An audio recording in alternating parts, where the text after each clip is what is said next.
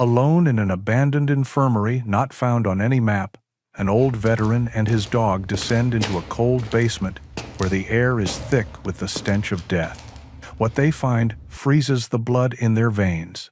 Pitch-black bags lying silently on a stone table, their shape revealing an unspeakable truth. But before he can process what he is seeing, footsteps echo from the stairs. Two masked figures enter, moving with the silence of professionals to begin their gruesome work, completely unaware that witnesses are holding their breath in the darkness just a few feet away. Please support us by subscribing to the channel. The late autumn sun cast long skeletal shadows across the floor of the small log cabin. It was a light without warmth, a pale imitation of the summer glow that had once soaked into the weathered pine walls. For Harry, it was enough. Warmth was overrated. Quiet was the currency he dealt in now, and here, nestled deep in the sweeping forests of Montana, he was a wealthy man. He pulled on a worn, navy blue flannel shirt, its fabric softened by 1,000 washings. He left it unbuttoned over a simple gray t-shirt, the familiar weight a small comfort. In the small mirror by the door, a man in his early 50s stared back. His face was a roadmap of a life lived hard, etched with lines that spoke of sleepless nights and unforgiving suns. His brown hair, cut short in a way that never truly left the military, was surrendering at the temples to a distinguished silver. Yet, his eyes, a clear and steady blue, held a deep well of kindness that defied the ruggedness of his features. He was tall and lean, a frame built not of bulk but of resilient strength, the kind that endures rather than overpowers. A low whine came from the foot of the door, followed by the soft thump of a tail against the wood. Harry looked down and smiled, a rare expression that eased the tension in his face. All right, I'm coming. It is not ills." His companion was Tom, a German shepherd of about 6 years, whose magnificent coat was a rare blend of wolf gray and stark white. He was a large dog, powerfully built, but he moved with a quiet grace that belied his size. His intelligent amber eyes were fixed on Harry, conveying a depth of understanding that often felt more human than canine. Tom was more than a pet.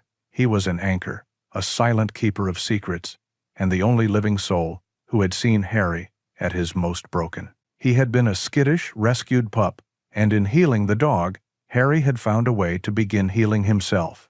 Stepping onto the porch, Harry took a deep breath of the crisp morning air. It smelled of pine needles, damp earth, and the faint, clean promise of snow. Their routine was as ingrained as the mountains on the horizon. A long walk, deep into the woods, following trails only they seemed to know. It was a moving meditation, a way for Harry to quiet the ghosts that still whispered at the edges of his hearing. They set off, Tom trotting a few feet ahead, his ears swiveling to catch every sound, his tail held in a gentle curve. He would often pause and look back, a silent check to ensure his human was still there, still okay. Harry's boots crunched rhythmically on the carpet of fallen leaves, a sound that usually soothed him. The forest was his sanctuary, its ancient silence a balm for a soul weary of noise. For the first hour, everything was as it should be. The towering pines and stoic oaks stood as silent sentinels. A distant woodpecker hammered out a steady rhythm. But as they ventured deeper, into a section of the forest less traveled, the atmosphere began to change. The normal forest chatter faded, replaced by a quiet so profound it felt heavy, oppressive. It was Tom who sensed it first. He stopped dead in the middle of the path, his body rigid. A low growl rumbled in his chest, a sound Harry had not heard in years. The fur along his spine bristled. "Easy, boy," Harry said softly, placing a hand on the dog's powerful shoulders. "What is it?" Tom ignored him. He whined, a sound of deep distress, and tugged at Harry's jeans, pulling him away from the path toward a dense thicket of older trees. Harry hesitated. He trusted this dog's instincts more than his own, but a deep-seated reluctance to deviate from the known, the safe, held him in place. Tom pulled again, more insistently this time, his amber eyes pleading. With a sigh, Harry relented. "All right, show me." He pushed through the scratchy undergrowth, following his agitated guide. The air grew colder here, the silence more complete. And then he saw it. Perched unnaturally in the heavy boughs of an ancient oak tree was a monstrous creation. At first glance, it looked like a nest, but it was a grotesque parody of one. It was enormous, easily 10 feet across, woven from thick, broken branches and twisted limbs. The construction was crude but immensely strong, assembled with a brutal, deliberate force. It was no bird's nest. It was too big, too complex, and it radiated an aura of profound wrongness. Harry froze, his hand dropping from Tom's back.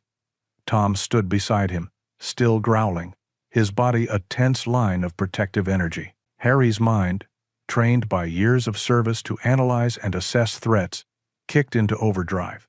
He scanned the surrounding area, his eyes missing nothing. The ground was undisturbed, save for their own tracks. There were no sounds, no birds, no squirrels. It was as if every living thing was holding its breath. He understood immediately. This wasn't accidental. It wasn't art. In the service, they had a term for things like this: a tripwire for the mind, an object so out of place, so fundamentally wrong, that it was designed to make you stop, to make you question. It was a marker, a territorial claim. It was a warning, constructed to be seen. And its presence here, in the heart of his sanctuary, felt like a personal violation. He did not know who built it, or why, but he knew, with a cold certainty that settled deep in his bones, that it was connected to the oppressive silence that now suffocated the woods. This was not the peaceful, quiet refuge he had come to depend on. It was a watchful, waiting silence, an unspoken threat. "Come on, Tom," Harry whispered, his voice low and urgent. He backed away slowly, never taking his eyes off the bizarre structure until the trees obscured it from view. As they walked back toward the cabin, the forest no longer felt like home. It felt like hostile territory, and Harry knew, with every fiber of his being, that he could not let this go. He had to come back. He had to understand. The silence had been broken, and he had a terrible feeling that a storm was about to follow. Sleep had offered little respite. Harry spent the night turning over the image of the nest in his mind, its grotesque form a dark stain against the backdrop of his peaceful forest. By dawn, the unease had solidified into a grim resolve. He could not leave it alone. To ignore it would be to surrender a piece of the sanctuary he had fought so hard to build for himself. After a sparse breakfast, he looked at Tom, who was watching him with an unnerving intensity, as if he understood the decision before it was spoken. "We're going back, boy," Harry said, his voice a low rumble. Tom's tail gave a single, firm thump against the floor. The return journey to the oak tree was different. The forest's silence was no longer a comfort, but a source of tension. Every snap of a twig underfoot sounded like a gunshot in the stillness. Harry moved with a stealth he hadn't consciously used in years, his senses on high alert, while Tom stayed close to his leg. A silent gray shadow. The nest was still there, a dark blight in the morning light. It seemed even more menacing now that the initial shock had worn off, its deliberate construction a clear act of intrusion. Harry circled the tree cautiously, his eyes scanning the ground. Tom, however, was not looking at the nest. His nose was twitching, tracing an invisible current in the air. He moved to the base of the oak, his body low, and began sniffing intently at a patch of disturbed leaves and loose soil. He let out a low whine and began to dig, his powerful front paws sending dirt flying. "Tom, what is it?" Harry knelt beside him. The dog ignored him, his focus absolute. After a few moments, his paws hit something soft. He pulled back, revealing a corner of dark material. Harry reached down and carefully worked the object free from the earth. It was a man's leather glove, old and worn, the hide stiff from exposure to the elements. As he turned it over in his hands, he saw a dark, rust-colored stain across the palm, its origin impossible to determine. A cold dread trickled down his spine. As Tom continued to sniff around the base of the tree, Harry stood up and began a more methodical search of the area. His military training took over, his eyes breaking the ground into a grid. And there, partially obscured by a patch of ferns, he saw them. Boot prints. At least 2 sets, one much larger than the other.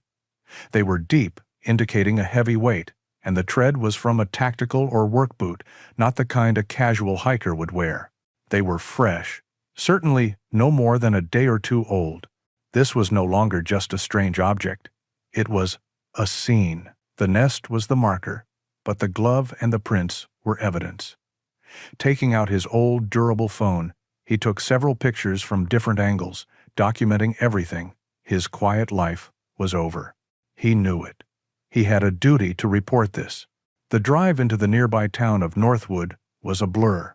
The small sheriff's office was a simple brick building, a flag snapping in the cold breeze out front. Inside, the air smelled of stale coffee and paperwork. A young woman at the front desk pointed him toward an open door at the end of a short hallway. Deputy Sheriff Miller was a man who seemed to have expanded to fit his uniform. He was in his late 40s, with a thick neck and a face that was beginning to soften with complacency. He sat behind a large metal desk, cluttered with files, a half-eaten donut resting on a napkin. He looked up as Harry entered, his expression one of mild boredom. "Can I help you?" he asked, his voice flat. Harry explained what he had found, speaking in a calm, measured tone. He described the location, the bizarre nest, the boot prints, and the glove he had found. He offered to show Miller the pictures on his phone. For the first few minutes, the deputy listened with a practiced, professional air, nodding occasionally. "A big nest, you say?" he repeated, a hint of skepticism in his voice. "And a glove?" Just as Harry was about to pull out his phone, the phone on Miller's desk buzzed sharply. The deputy held up a hand, silencing Harry, and answered it.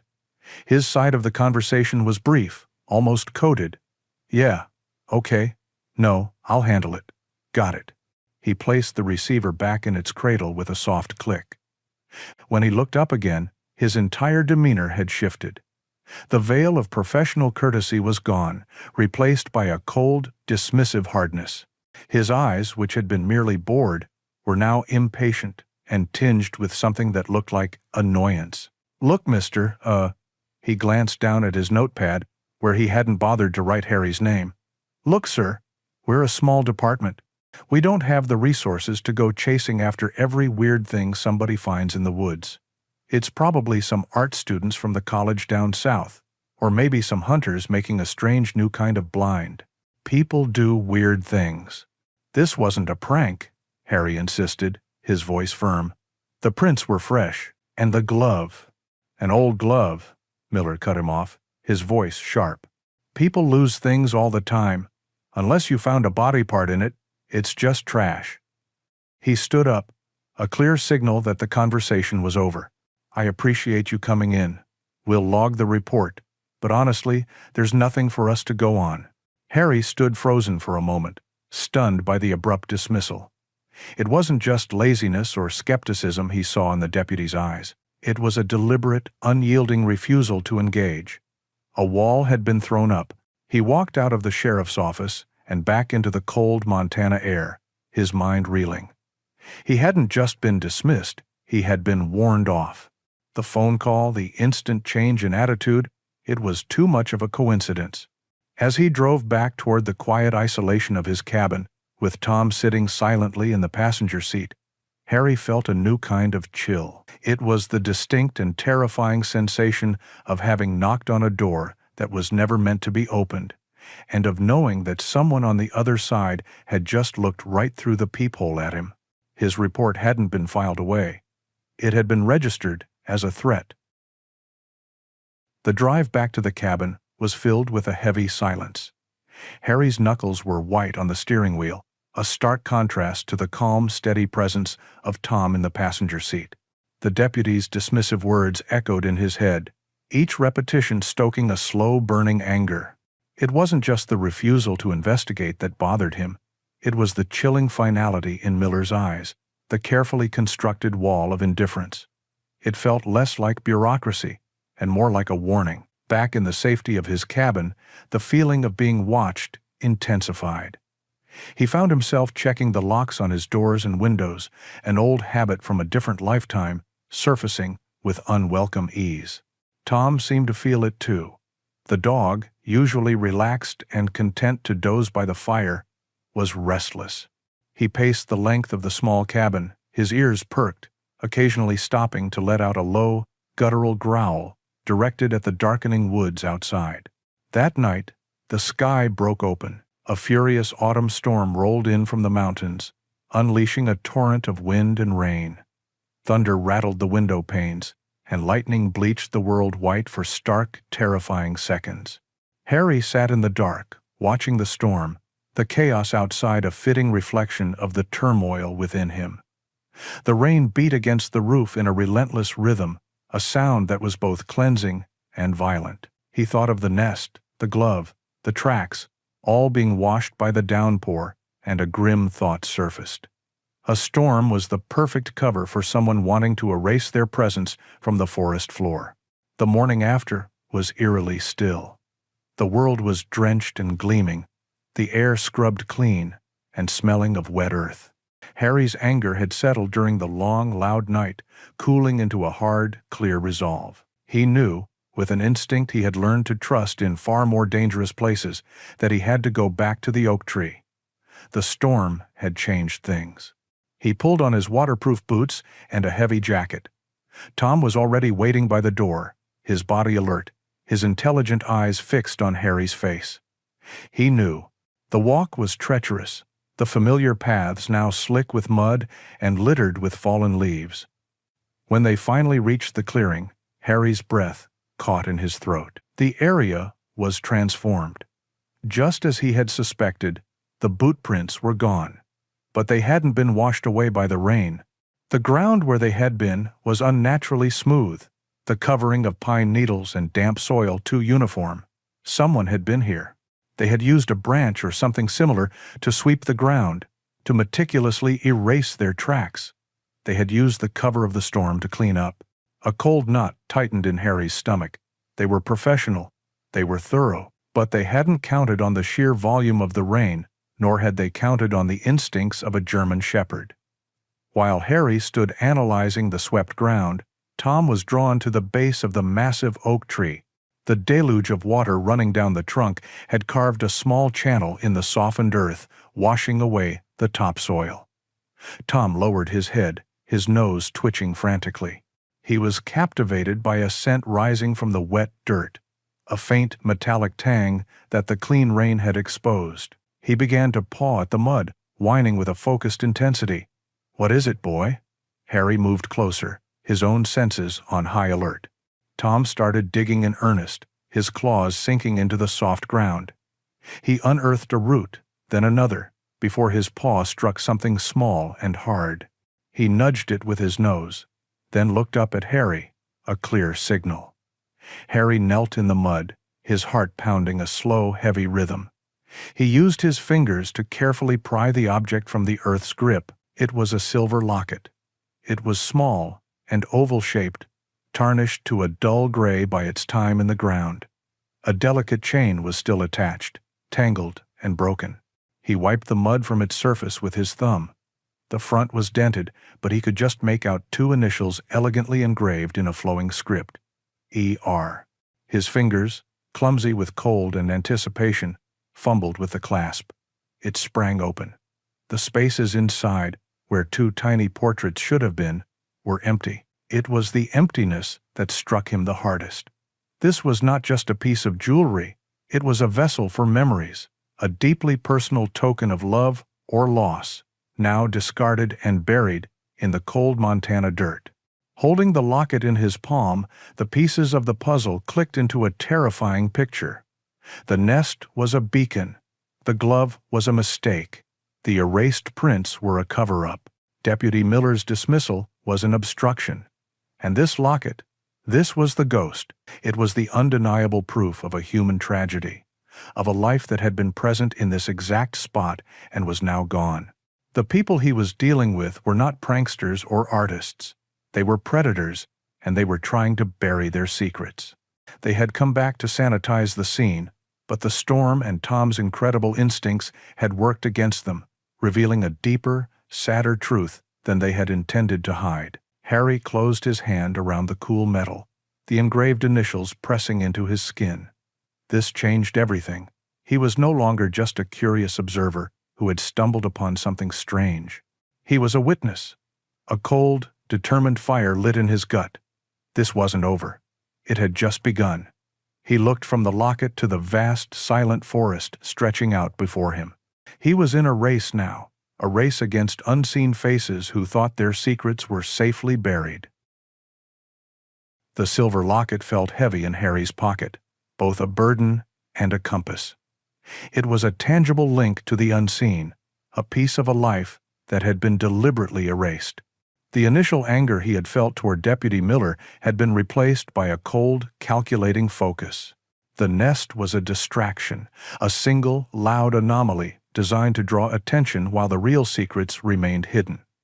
To find the truth, he had to stop reacting and start thinking like the enemy. For 3 days, he and Tom expanded their search, moving in slow, concentric circles outward from the oak tree. They found nothing. The forest held its secrets close, revealing only the mundane cycles of life and decay. A frustrating sense of stillness settled over their search, and Harry began to wonder if he was chasing ghosts, his overactive instincts, a product of a past he could never fully escape. Tom, too, seemed to sense his human's waning resolve, staying closer than usual, offering a comforting nudge with his wet nose whenever Harry's shoulders slumped. It was on the 4th day, as they explored a ridge nearly a mile west of the nest, that everything changed. The air was still, thick with the smell of damp leaves. Suddenly, Tom stopped, his head held high, his ears swiveling, his nose twitched, sampling the air with an intensity Harry had not seen before. It wasn't the aggressive posture he'd taken at the nest, nor the frantic energy of his digging. This was different. It was a deep, focused curiosity. He let out a soft whine and trotted forward, leaving Harry behind. He was following something, a scent so faint that it was imperceptible to human senses. It was a thread of wrongness in the natural tapestry of the woods, a ghost on the wind. "Tom, wait up," Harry called, but the dog was already committed. Harry followed, his frustration replaced by a surge of adrenaline.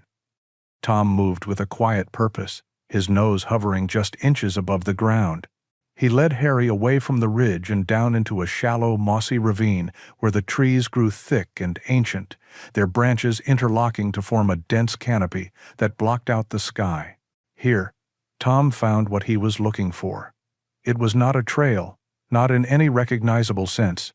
It was a ghost of one, a subtle, almost invisible depression in the forest floor, a faint corridor where the undergrowth was just slightly less dense. It was a path that had been so thoroughly consumed by time and nature that only the instincts of an animal could have rediscovered it. Harry knelt and ran his hand over the ground. He could feel it now, a slight firmness beneath the layers of moss and decaying leaves, the packed earth of a road long since surrendered to the forest. Someone had made this path. Someone had used it, again and again, long ago. With Tom leading the way, they followed the forgotten path. It was slow going. They had to push through tangled vines and climb over fallen, moss-covered logs. The forest around them grew quieter, the light dimmer. It felt as if they were stepping out of the present and into a forgotten memory. The air grew heavy, stale, with the scent of stagnant water and decay. Harry felt a prickling sensation on the back of his neck, the distinct feeling that he was treading on ground that did not want to be disturbed. After nearly an hour of pushing through the oppressive wilderness, the path ended abruptly. Before them stood a pair of massive iron gates, so thoroughly consumed by rust that they seemed to bleed into the surrounding foliage. A thick chain-link fence, sagging and torn, extended from either side, disappearing into the dense woods. The gate was held shut by a rusted chain and a heavy padlock that had corroded into a solid lump of metal. Above it, a wooden sign had rotted away, leaving only a few splintered planks hanging from a single nail, the painted letters long since erased by decades of rain and snow. Harry stared, his heart pounding a slow, heavy beat. This place was not on any of his maps. In all his years of exploring these woods, he had never seen or heard any mention of it. It was a place that had been deliberately wiped from the world. He found a section of the fence that had been pulled down by a fallen tree, creating a narrow gap. "Easy, boy," he whispered to Tom, who was standing stiffly at his side, a low growl rumbling in his chest. The dog clearly felt the wrongness of this place even more acutely than he did. Harry squeezed through the gap, holding branches back for Tom to follow. He stepped onto what had once been a gravel road, now almost entirely reclaimed by weeds and dirt. The sight that greeted him stole the air from his lungs. It was a camp, or rather, the skeleton of one.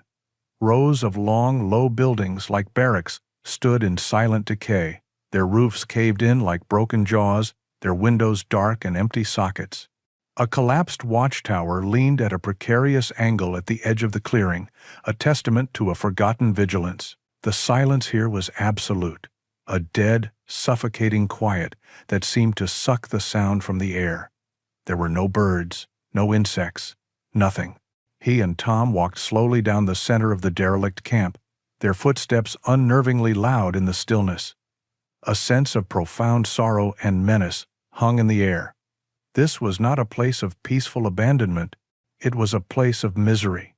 He could feel it in the crumbling walls, in the oppressive silence, in the very soil beneath his boots. Whatever had happened here had left a permanent, invisible scar on the land. This was the source. The nest, the glove, the locket, they were all just ripples spreading outward from this dark, rotten core. He stood in the center of the clearing, Tom pressed tightly against his leg, and felt the true scale of the secret he had uncovered. It was older, deeper, and far more sinister than he could ever have imagined. He was standing on haunted ground. The dead silence of the abandoned camp was a physical weight.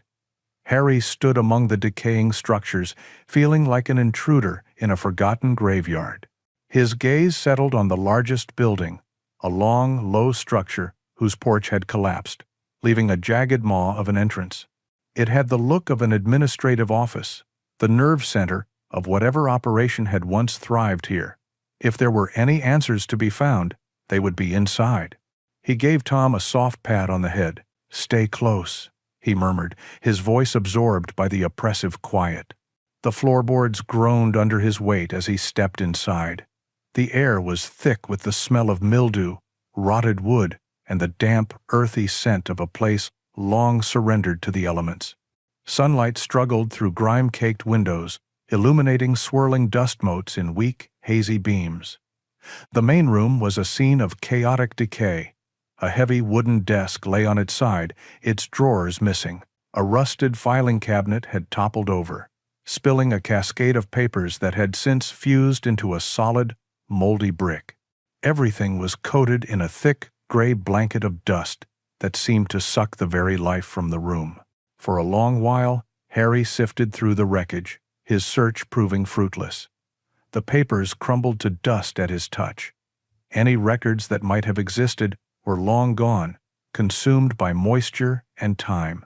A feeling of disappointment began to creep in. He had found the heart of the secret, but its pulse had stopped decades ago, leaving no clues behind. He was about to give up when he noticed Tom. The dog was not sniffing at the corners or exploring the debris. He was standing stock still in the center of the room, his head cocked, his ears pointed and alert. He was staring intently at a section of the floor near the overturned desk.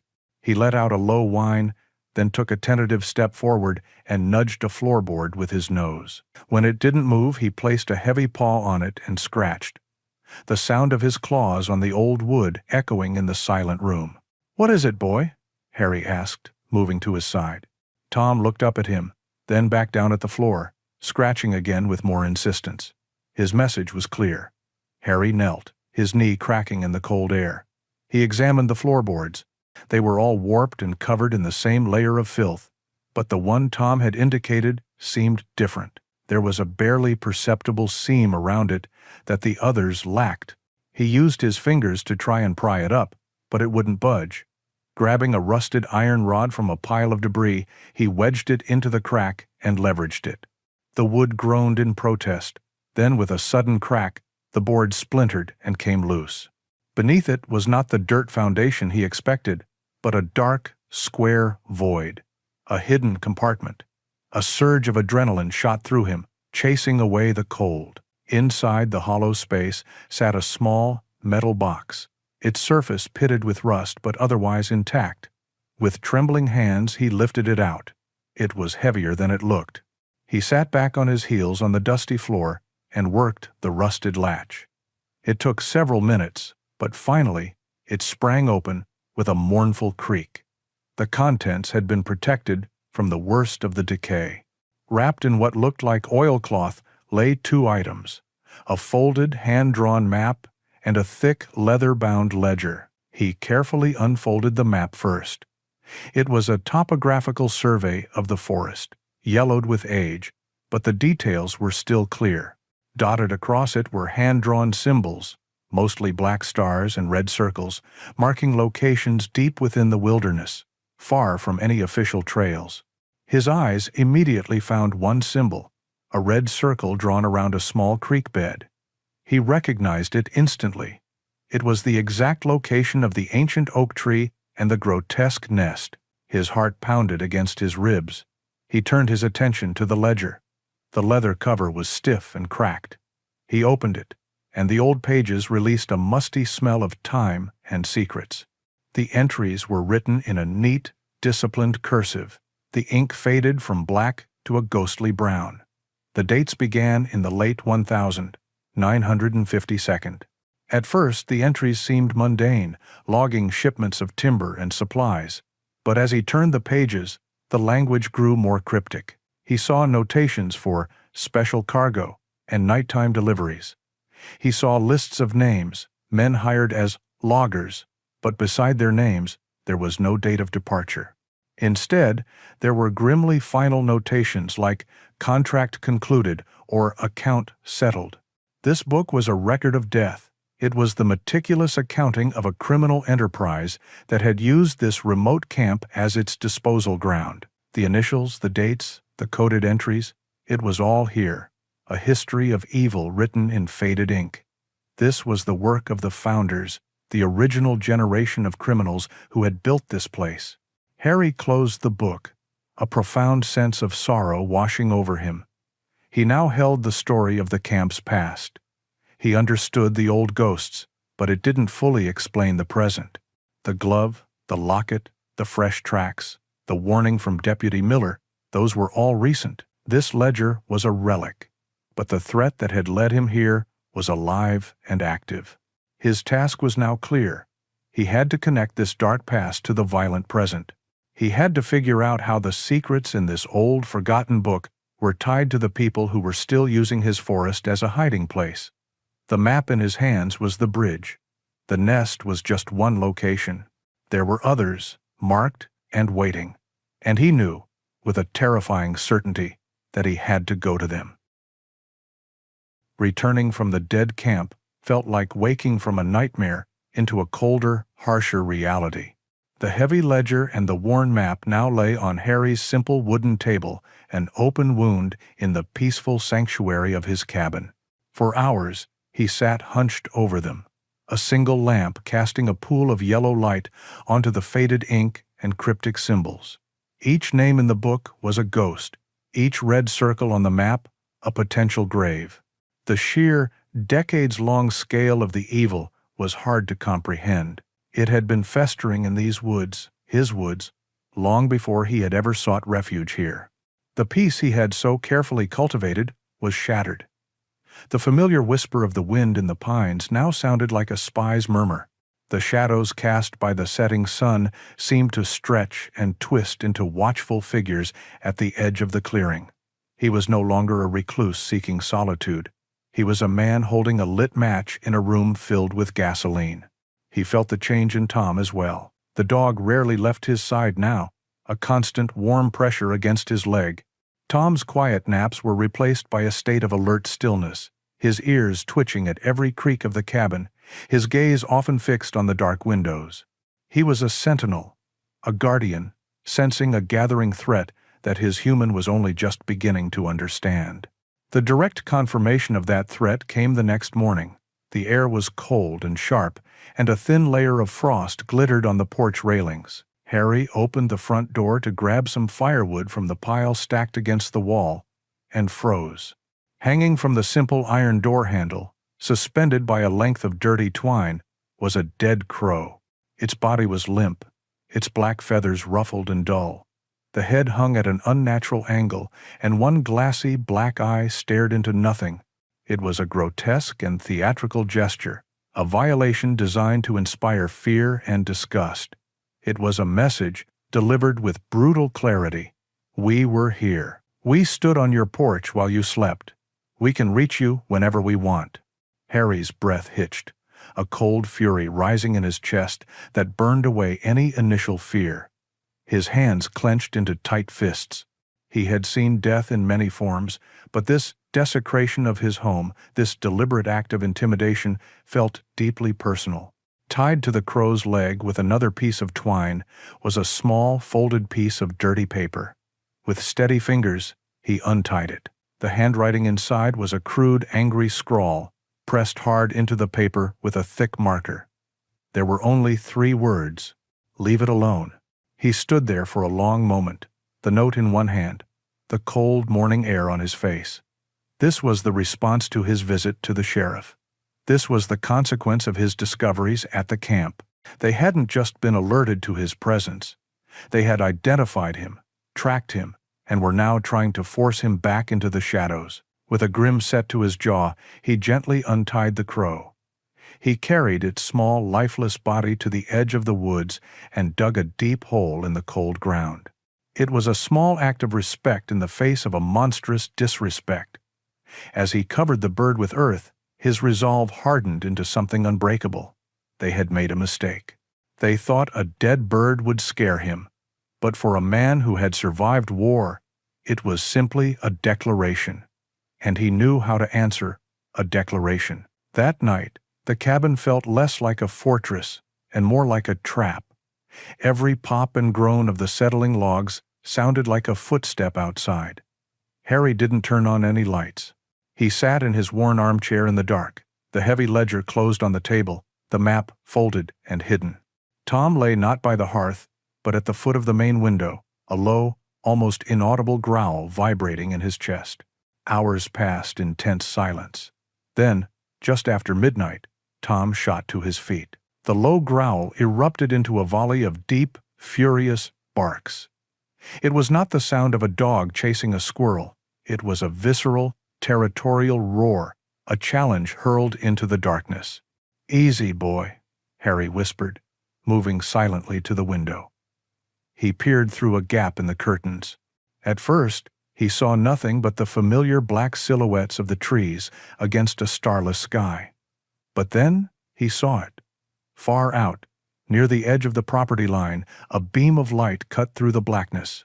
It swept left, then right, a methodical, searching pattern. A moment later, a second beam appeared, moving in coordination with the first. They were not hunters. They were not lost campers. They were looking for something. Or they were making sure he knew they were there. They were patrolling the perimeter of his life, tightening a net around him. The crow had been the warning. This was the surveillance. Harry backed away from the window, his heart hammering against his ribs. He knelt and placed a hand on Tom's back, feeling the tense muscles under his thick fur. The dog's barking subsided into a low, continuous growl, his eyes still locked on the distant, moving lights. They stood there together for a long time, man and dog, 2 solitary figures in a small wooden cabin, watching the darkness that had come for them. The hunt had begun. The sight of the distant flashlights had severed the last thread of Harry's hope for a peaceful resolution. He was no longer just an observer who had stumbled upon a secret. He was a target. Hiding in his cabin, waiting for them to make the next move, was a luxury he could not afford. The best defense, he knew from a lifetime of hard-won experience, was to press forward, to keep moving, to control the narrative. His only weapon in this silent war was the yellowed map, its cryptic symbols a guide into the heart of the darkness. The next morning, under a sky the color of slate, he prepared. He packed a small, durable bag with a powerful flashlight, a first aid kit, water, and the carefully wrapped map and ledger. Tom watched his every move, a silent, anxious shadow. The dogs seemed to understand that this was not their usual walk. There was a grim purpose in Harry's movements that signaled a departure from their quiet routine. "It's all right, boy," Harry said, stroking the dog's broad head. "Whatever we find it together." He chose a new location from the map, one marked with a black star, situated in the most rugged and remote quadrant of the forest. The journey was arduous. There were no paths here, not even the ghost of one. He navigated by compass and by the sun, pushing through dense thickets of thorned bushes and climbing over slick, moss-covered boulders. He moved with a soldier's caution, pausing every few hundred yards to listen, to scan the trees behind him. Tom moved ahead of him, a silent scout. His gray and white coat, a perfect camouflage against the rocks and pale autumn grass. After 2 hours of relentless trekking, the terrain began to flatten. The forest grew darker and more dense, the ancient trees choking out the already weak daylight. A familiar, unnatural quiet descended, the kind that had preceded his other discoveries. It was a silence that felt curated, as if the forest itself had been muted. Tom's behavior began to change. The confident trot of the scout faltered. He slowed, his body lowered, his tail tucking slightly between his legs. He began to emit a low, mournful whine, a sound of deep and profound distress. He stopped and looked back at Harry, his amber eyes wide, with a fear that made Harry's own blood run cold. "What is it?" Harry whispered, kneeling beside him. Tom leaned against him, trembling. He was clearly terrified of whatever lay ahead. Harry had to gently coax him forward, step by agonizing step. The spot marked on the map was a small, natural clearing, but something was deeply wrong with it. The ground was uneven, pocked with mounds and depressions, as if it had been dug up and hastily refilled. The soil was darker and looser than the surrounding earth, and the vegetation grew in strange, unhealthy-looking clumps. Tom pulled away from Harry's hand, his whining growing more frantic. He was drawn to one specific mound of earth, slightly larger than the others. He circled it once, his nose twitching. Then he began to dig. It was not the excited digging for a buried treasure or the focused work of uncovering a clue. This was a frantic, horrified scrabbling, an instinctual act of panicked revelation. As the dog's paws broke the surface of the loose soil, a smell began to rise from the ground. It was faint at first, then stronger. A sweet, cloying, sickeningly foul odor. The smell of death and decay. Harry's stomach clenched violently. He knew that smell. It was a scent that embedded itself in your memory, a scent he had prayed he would never have to encounter again after the war. "Tom, no, leave it!" he commanded, his voice hoarse. He pulled the trembling dog away from the mound. Tom resisted for a moment, then relented, pressing himself against Harry's legs, still whining pitifully. Harry stared at the disturbed earth, at the shallow grave his dog had just partially uncovered. The abstract names in the ledger, the faded initials on the locket, they all crashed into a horrifying physical reality. This was not a story from the past. This was a tomb, and it was fresh. Numb with shock and grief for a victim he would never know, he forced himself to scan the perimeter of the clearing. His eyes were searching for anything, a tool, a piece of clothing, any other sign. And then he saw it. Set back from the clearing, almost completely consumed by a thick wall of overgrown rhododendron bushes, was a building. It was not a wooden barrack like the ones in the main camp. This was a squat, brutalist block of concrete, small and windowless, its flat roof covered in moss and dirt. It looked more like a military bunker than a forest structure. A single, heavy metal door hung slightly ajar, a dark, uninviting slash in the gray wall. He knew, with a dreadful certainty, that this was the old infirmary mentioned in some of the ledger's more cryptic notes. But the feeling it gave off was not one of healing. It radiated a cold, clinical malevolence. It was a place of sterile horror. He stood frozen between the fresh, unmarked grave and the cold, silent building. One was the result, the other was the source. One was the evidence of the crime, the other was the workshop where it had been committed. The sweet smell of decay hung in the air, a testament to the work that was done inside that windowless concrete box. He had followed the map to a secret cemetery, and now he was standing at the gates of the abattoir. A cold, logical part of Harry's mind, the part that had kept him alive in places far worse than this, told him to turn back. He had found the grave. He had confirmed the location on the map. It was enough evidence.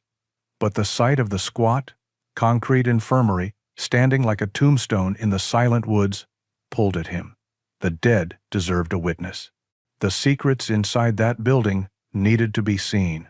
He looked down at Tom, who was still pressed against his leg, trembling. "One last look, boy," Harry whispered, his voice barely audible. "Stay right with me. No noise." The dog seemed to understand, letting out a soft whine but falling into step behind him as Harry moved toward the building. The heavy metal door was not locked. It scraped open with a low groan of rusted hinges, revealing a dark interior. The air that flowed out was cold and carried a strange, sterile scent of antiseptic that failed to mask a deeper, metallic odor. Harry switched on his flashlight, its powerful beam cutting through the gloom. The main room was sparse, its concrete floor stained and cracked. A few rusted metal gurneys were pushed against the far wall, along with a toppled medical cabinet. But scattered on the floor were signs of recent life that stood in stark contrast to the decay. A crumpled, modern water bottle, a pair of discarded latex gloves, a neatly folded plastic tarp sitting on a clean section of the floor waiting to be used. This place was not abandoned. It was active. Against the back wall, a narrow set of concrete stairs led down into absolute blackness. The cold, chemical smell was stronger here. Taking a deep, steadying breath, Harry began to descend, Tom following so closely that his fur brushed against the back of Harry's legs. The basement was a single, long room, and it was colder than a winter night. The flashlight beam revealed walls lined with what looked like old cold storage lockers, their metal doors dull and imposing. In the center of the room stood a large, stainless steel table with gutters along the edges, leading to a drain in the floor. And on the table, and on a low shelf against the wall, were 4 large, black, industrial-grade bags. They were thick, sealed, and their contents sagged with a heavy, unmistakable weight. Their shape was horrifyingly human. Harry stood frozen, the beam of his flashlight illuminating the sterile, nightmarish scene. This was a processing room, a place where bodies were brought, prepared, and stored before their final, unmarked burial in the woods outside. The cold reality of it was more brutal than anything he had imagined. This was a factory of death, hidden in the heart of the forest.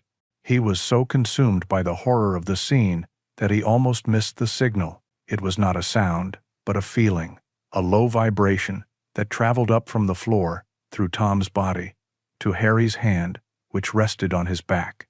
A growl, so deep and low it was barely audible, a silent alarm of imminent danger. Seconds later, Harry heard it too. The crunch of boots on the damp earth outside, coming closer. Then the groan of the heavy infirmary door opening upstairs. Panic, cold and sharp, tried to seize him, but his training slammed it back down. He killed his flashlight, plunging the basement into near total darkness. "Here," he whispered, pulling Tom with him into a deep alcove behind a stack of rotting wooden crates. "Down. Stay." Tom obeyed instantly, sinking to the floor, his trembling body pressed against Harry's. Horror. Harry put a hand gently over the dog's muzzle, a familiar command for absolute silence. The footsteps upstairs were heavy, deliberate. Then, they started down the concrete stairs. Harry's heart hammered against his ribs. He flattened himself against the cold wall, his body shielding Tom's, and peered through a small gap between the crates. Two figures entered the basement. They were dressed in dark work clothes, their faces completely obscured by black balaclavas, leaving only their eyes visible. They moved with a practiced, detached efficiency, their familiarity with the grim surroundings deeply unsettling. One of them switched on a powerful lantern, flooding the room with a harsh white light. They were not thugs. They were professionals. They walked to the table and stopped beside the black bags. One of the men pulled a small notebook from his pocket, while the other reached down and unzipped the top of one of the bags. He shone a small flashlight inside for only a second, a brief, clinical inspection. He said something to the other man, his voice a muffled, toneless rumble that the masks made impossible to understand. The second man nodded and made a notation in his book. Harry watched, his breath held tight in his chest, his mind burning the scene into his memory. This was it, the living proof, the modern-day continuation of the evil recorded in the old ledger. The men moved to the bags on the shelf, repeating the process. Their backs were to the alcove. This was his only chance. Now or never. He gave Tom's neck a single, gentle squeeze, a silent command to move. Slowly, soundlessly, they slipped from behind the crates. Harry moved in a low crouch, placing each foot with agonizing care on the gritty concrete floor. Tom was a ghost at his heels, his paws making no sound. The air was thick with the sound of Harry's own pulse, roaring in his ears. They reached the bottom of the stairs. The men were still occupied, their attention focused on their grim task. Step by silent step, Harry and Tom ascended from the darkness. The main floor was empty. He didn't risk a backward glance. He pushed through the heavy door and out into the gray, fading daylight of the forest. He did not run, not at first. He walked, fast and purposeful, away from the clearing, plunging into the thickest part of the woods. Only when the concrete infirmary was completely lost to sight did he break into a desperate, silent run, branches whipping at his face, Tom a gray streak at his side. He didn't stop until his lungs burned and the sounds of the forest returned to a semblance of normalcy. The nightmare was behind them, for now. But he knew, with chilling certainty, that he had just looked into the faces of the monsters. The frantic run through the woods ended back at the cabin, but the feeling of being hunted followed them inside. The small wooden structure no longer felt like a fortress. It felt like a fragile shell that could be breached at any moment. Harry paced the floor, his mind racing. The horrific images from the infirmary's basement seared into his memory. He had seen the operators. They had been close enough to touch. They knew someone had been there. His escape, however quiet, must have left some trace. Hiding was no longer an option. Waiting was suicide. Deputy Miller was compromised, a gatekeeper for the monsters in the woods. Harry was alone, cut off, with a truth so dark he could not carry it by himself. The realization settled on him with the cold weight of certainty. He needed help, not from the law, but from outside of it. His mind flashed back years, to the dust and noise of a forgotten conflict, to a man in his unit who never stopped asking questions, who saw the world in patterns and conspiracies. A man who, after leaving the service, had channeled that relentless curiosity into a career as an investigative journalist. Ben Carter. Harry dug an old prepaid burner phone from the bottom of his footlocker, a relic from his initial, paranoid desire for isolation. He drove his truck a few miles down the road, away from the cabin, before powering it on. He needed to make the call from a place that could not be traced back to his home. He punched in the number he had not dialed in over a decade, his heart pounding a nervous rhythm. Ben answered on the second ring, his voice sharp and familiar. "Carter." "Ben, it's Harry. Harry Thorne." There was a moment of surprised silence on the other end. "Harry? My God! It's been a long time. Are you okay?" "No," Harry said, his voice low and tight. "No, I'm not. I'm in trouble, Ben. The bad kind. I found something that's been going on out here for a long time. I have proof. But the local law is part of it. I have no one else to turn to." He didn't need to say more. He could hear the shift in Ben's breathing, the journalist's mind kicking into high gear. "Where are you? Tell me what you need." "I need to give you what I have," Harry said. "The full story. Can you meet me?" They agreed on a location, a 24-hour diner in Missoula, a solid hour's drive away. It was a public, well-lit place, the best neutrality they could hope for. Back at the cabin, Harry worked quickly. He wrapped the old ledger and the map in oilcloth. He placed the silver locket in a small, padded envelope. He gathered everything into a single, worn canvas bag. This bag held the entire sordid history of the woods. It was his only leverage, his only hope. He looked at Tom, who was watching him with anxious, intelligent eyes. "Time to go, boy. We can't stay here." The journey started with a tense, unnerving quiet. Harry's old truck rumbled down the dirt road, every snap of a twig in the woods sounding like a gunshot. His eyes darted constantly to his rearview mirror, but the road behind him remained empty. He knew, however, that the absence of a threat did not mean he wasn't being watched. As he neared the turnoff for the main paved road, the only major route out of the area, his blood ran cold. Up ahead, parked directly across both lanes, was a large black unmarked truck. Its windows were tinted, its engine silent. It was a silent, immovable blockade. It was for him. He slammed on the brakes, the truck skidding on the loose gravel. There was no way forward. He had to go back. As he jammed the gear shift into reverse, another option came to mind. An old, treacherous maintenance trail that supposedly bypassed this section of road. It was a risk, but it was his only one. The trail was barely a road, more like a muddy, rutted track that jolted the truck violently. Branches scraped and screeched against the metal sides. He pushed the vehicle as fast as he dared. Up ahead, he could see a narrow, rickety wooden bridge that crossed a deep ravine. It was a notorious bottleneck. As they approached the bridge, Tom, who had been sitting rigid in the passenger seat, suddenly exploded into a frenzy. He lunged against the door, barking and snarling, his nose pressed against the air vent, sniffing frantically. It was a sound of pure, aggressive panic. Harry didn't need to ask why. The scent, faint to him but a clarion call to the dog, must have drifted from the trees ahead. The acrid, menacing scent of the two men from the infirmary. They were here, waiting for him at the bridge. An ambush. Without a second of hesitation, Harry trusted his dog. He slammed on the brakes again, wrenching the steering wheel hard to the right. The truck lurched off the trail and onto an even smaller, almost completely overgrown logging path he had nearly missed. He caught a flash of movement in his side mirror. Two dark figures stepping out from the trees at the edge of the bridge, their trap sprung too late. He didn't look back. He floored the accelerator, the old engine roaring in protest as the truck crashed through the undergrowth. They had escaped, thanks to Tom.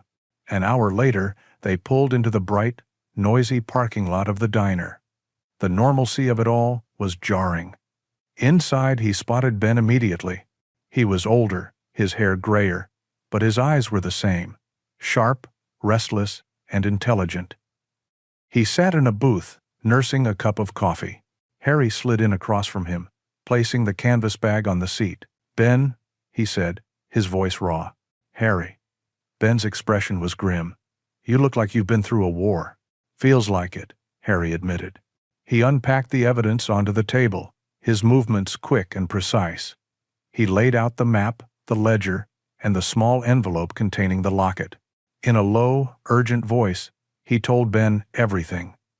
He connected the history in the old book to the horror he had witnessed in the infirmary. Ben listened without interruption, his gaze fixed on the items, his journalistic focus absolute. He gently picked up the locket, his expression hardening. "This is big, Harry," he said finally, his voice heavy with the weight of the story. "Bigger than you know." He carefully packed the evidence into his own briefcase. "I will get this to the right people. People far above anyone in Northwood. You did the right thing. Now, you need to disappear for a little while." A true Heb. Harry watched his old friend leave the diner.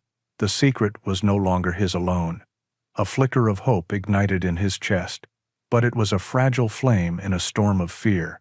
He had handed over the weapon, and in doing so, he had painted a target squarely on his back. Following Ben's advice, Harry did not go home.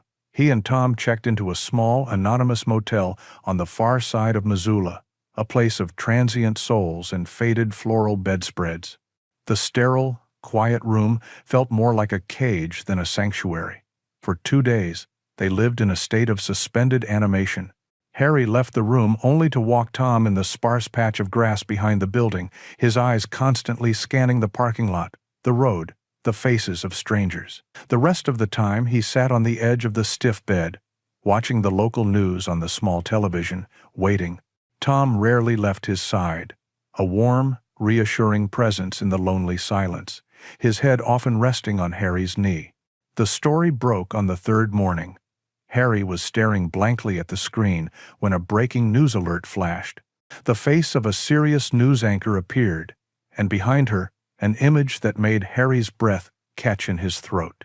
It was the rusted gates of the old logging camp. The headline was stark: Federal investigation uncovers decades-old criminal syndicate in rural Montana. Ben Carter's name was mentioned. The report was a whirlwind of information, of dark secrets dragged blinking into the harsh light of day. It spoke of an organized crime network involved in smuggling and extortion, of dozens of unsolved disappearances spanning nearly 50 years, of a hidden burial ground for anyone who stood in the syndicate's way. The reporter on the scene stood in front of the windowless concrete infirmary, now surrounded by agents in blue FBI jackets. They were bringing out evidence bags. And then a new piece of footage filled the screen. It was the Northwood Sheriff's Office. A grim-faced Deputy Miller, now stripped of his badge and authority, was being led out in handcuffs. His face was pale, his eyes darting about wildly, the smug indifference he had shown Harry completely shattered. The news anchor's voiceover was clinical. The deputy had been arrested for obstruction of justice, bribery, and complicity in the syndicate's activities. He had been their gatekeeper, their local insurance policy, silencing anyone who got too close, just as he had tried to silence Harry. A cold sense of vindication washed over Harry, but there was no triumph in it, only a deep, weary sadness. A week later, after extensive interviews with federal agents, Harry was finally allowed to return home. The forest was almost unrecognizable. The main access road was still blocked by an official checkpoint, and the woods were scarred by the tracks of heavy vehicles. Yellow crime scene tape was strung between the trees, a garish, unnatural barrier, cordoning off the infirmary, the camp, and the clearing with the unmarked graves. The silence was gone, replaced by the clinical hum of generators and the low murmur of voices as forensic teams went about their grim work.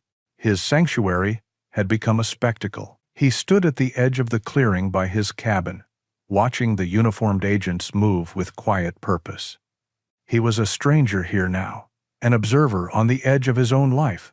The news reports had continued, painting a fuller, darker picture. The investigation confirmed that the syndicate had been using the forest for decades. The names in the old ledger were being cross-referenced with old missing persons cases, bringing a bitter, belated closure to families who had waited a lifetime for answers. Justice was being served, but it was an imperfect justice.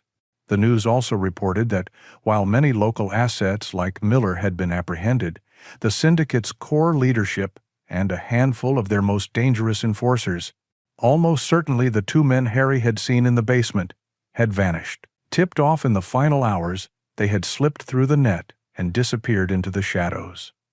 The evil had been wounded, exposed, but not entirely vanquished. Months passed. The FBI eventually packed up, the yellow tape was taken down, and the forest was left to its own devices. The unnatural quiet returned, but it was different now. It was a silence filled with ghosts and memories. One crisp afternoon, Harry sat on his porch steps, cleaning his rifle, a task whose familiar ritual brought a small measure of comfort. Tom lay beside him, his head on his paws, his gaze fixed on the woods. The trees were the same. The mountains on the horizon had not moved. But the peace Harry had come here to find was gone forever. He could no longer look at the deep shadows under the pines without thinking of the secrets they had held. The forest was no longer a refuge from the world. It was a reminder of its darkness. He had lost his peace. But as he looked out at the vast, silent wilderness, he realized he had found something else.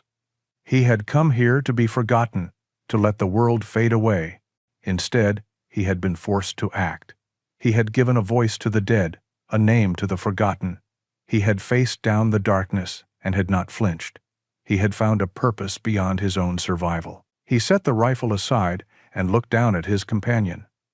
Tom lifted his head, his wise amber eyes meeting Harry's. Gore. Through all of it, from the first strange discovery to the final, terrifying escape, Tom had been there. His instincts had been the compass, his loyalty the shield, his silent presence the only anchor in the storm. A gentle breeze rustled the leaves, and the late afternoon sun cast a golden light over the clearing. Harry reached down and stroked Tom's head, his fingers sinking into the thick, familiar fur. The world was a loud, complicated, and often dangerous place. And peace, he now understood, was not about finding a quiet corner to hide in. It was about having one true, steadfast soul to stand with you in the noise. His home was no longer just a cabin in the woods. It was the unshakable ground he shared with the magnificent, loyal animal at his side. He had lost his sanctuary, but he had solidified his bond with its only other true resident. And for the first time in a long time, that felt like enough.